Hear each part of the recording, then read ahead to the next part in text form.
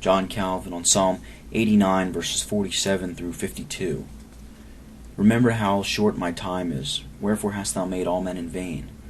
What man is he that liveth and shall not see death? Shall he deliver his soul from the hand of the grave? Selah. Lord, where are thy former loving kindnesses, which thou swarest unto David in thy truth? Remember, Lord, the reproach of thy servants, how I do bear in my bosom the reproach of all the mighty people. Wherewith thine enemies have reproached, O Lord, wherewith they have reproached the footsteps of thine anointed. Blessed be the Lord for evermore. Amen and amen. Remember how fleeting my life is. Here it may be said that the saints took too much upon themselves in prescribing to God a time in which to work, and that, although he afflict us with continual distresses, so long as we are in our state of earthly pilgrimage, yet there is no ground to conclude from this that we have been created in vain, since there is reserved for us a better life in heaven, to the hope of which we have been adopted, and that, therefore, it is not surprising, though now our life is hidden from us on earth.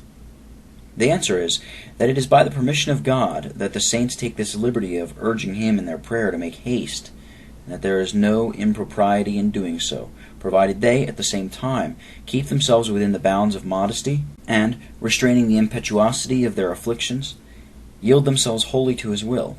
And, although we must continue to drag out our life amidst continual distresses, we have abundant consolation to aid us in bearing all our afflictions, provided we lift up our minds to heaven.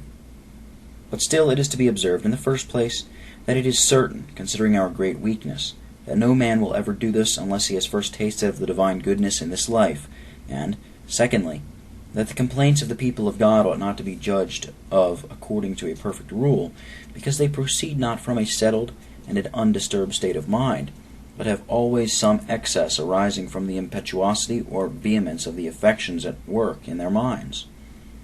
The man who measures the love of God from the state of things as presently existing judges by a standard which he must lead to a false conclusion. Quote, because the Lord disciplines those whom he loves, unquote, Hebrews 12, verse 6. But as God is never so severe towards his own people as not to furnish them with actual experimental evidence of his grace, it stands always true that life is profitless to men if they do not feel while they live that he is their Father.